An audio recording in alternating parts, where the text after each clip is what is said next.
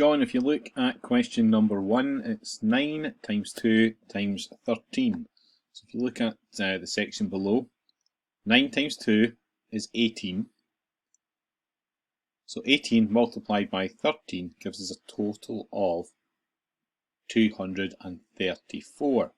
The way it's been calculated, 3 times 8 is 24, so you write your 4, carry your 2. 3 times 1 is 3, and add the 2 that you carried would give you the 54. Now remember, you're multiplying by 10 here, so you put your 0 down and then you do your multiplication. 1 times 8 is 8, 1 times 1. So across there, add the 2 together, you get 234. Now, just to prove a point, that doesn't matter what order you do the multiplication, grab a calculator and do it 13 times 2 times 9. See what answer you get. Let me know. Question 2. 1/2 take away 1/6.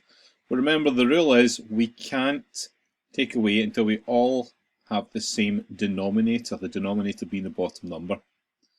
So 1/2, to convert it by 6, you have to make it into sixths, you have to multiply the bottom by 3.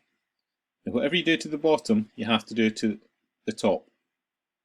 So multiply them both by 3, so 3 times 1 is 3, 2 times 3 is 6. Then you can do your subtraction.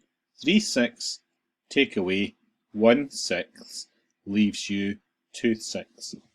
Now when you look at 2/6, you can simplify that fraction even further. Think about what table that they're both in, and it's the 2 times table.